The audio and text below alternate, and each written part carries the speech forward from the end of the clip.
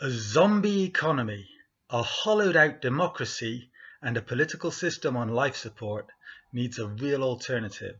Will Jeremy Corbyn and Zarah Sultana supply it? I'm Mike, Walking Dead, Sivir of Vox Political. Buy me a coffee or a bag of brains if you're so inclined. It still means donate vital funds so I can keep going. Or donate more than £20 and I'll give you a free book. More on that later. Subscribe to the video mailing list, like and comment on this clip, and subscribe to the channel if you haven't already. But watch this first to the end, because the UK is in serious trouble, not just economically, but politically. According to billionaire hedge fund manager Ray Dalio, we are trapped in what he calls a debt doom loop. What does that mean? A combination of rising debt, sluggish growth, and higher taxes, Dalio says, is pushing the UK into a downward spiral.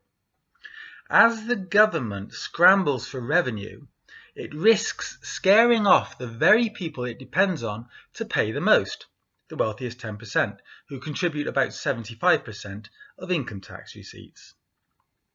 In his words, if you lose 5% of that population, you lose 35% or more of the tax revenue. I suppose it depends which 5%. It is a stark warning, but is it new? Not really.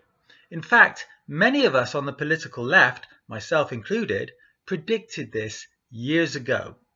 Back in 2015, my friend and fellow blogger, Kerry-Ann Mendoza, coined the phrase zombie economy to describe exactly this scenario.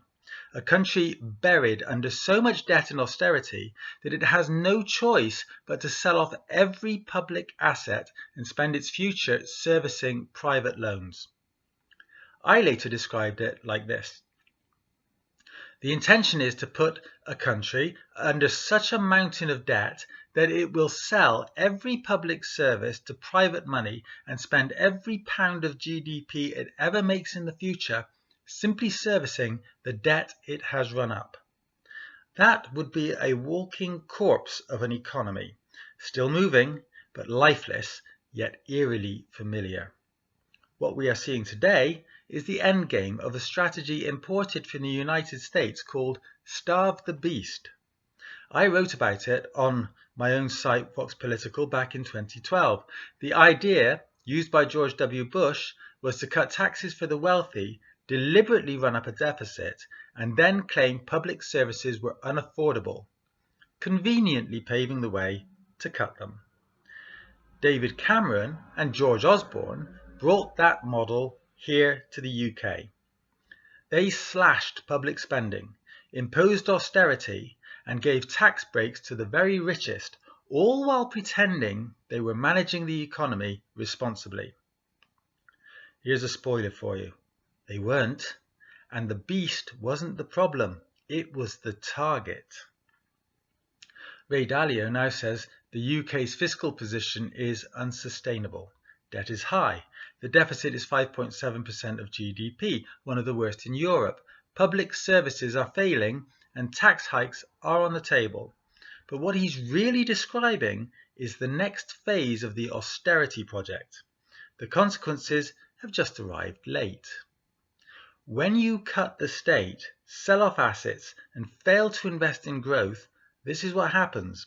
A stagnating economy, collapsing businesses, and governments dependent on shrinking tax receipts.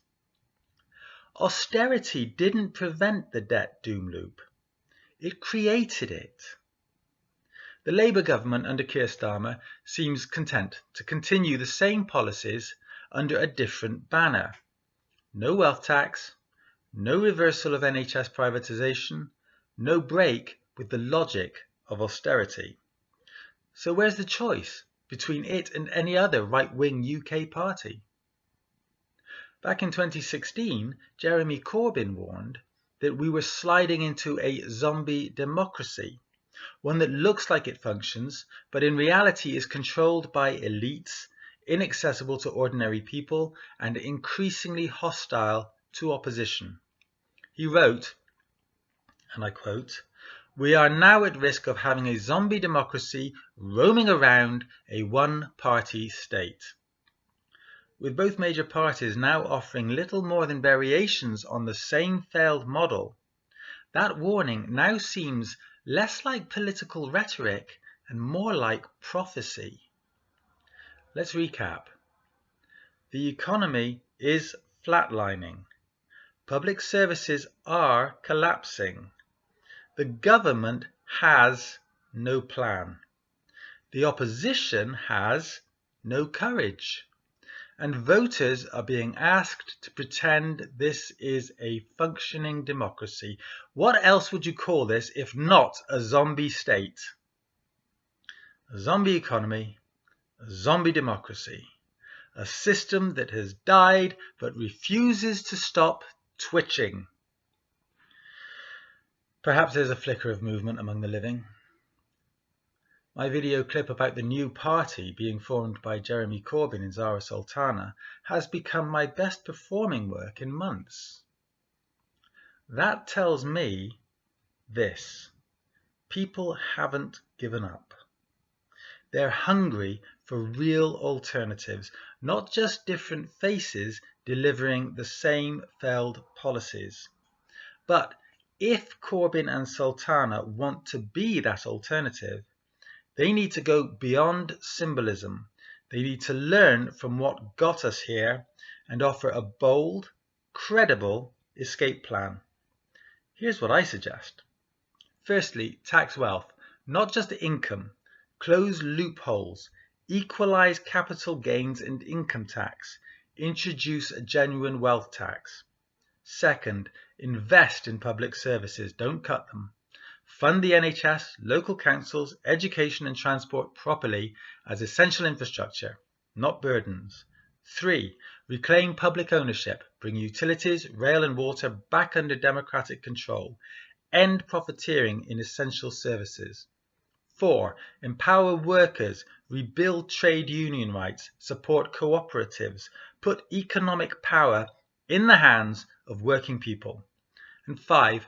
Fix the democratic system, proportional representation, strict limits on corporate donations, rebuild trust in politics through real reform.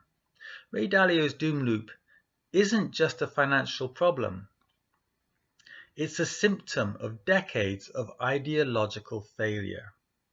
We have hollowed out the state. We have sold off our assets. We have left millions behind. And now we are paying the price. If Corbyn's new party wants to matter, it needs to break the cycle. After all, the last thing we need is another zombie in a political system full of the undead. I've been Mike Sivier, and it's time to buy me that coffee or feed me those brains now. And it still means donating cash to the cause.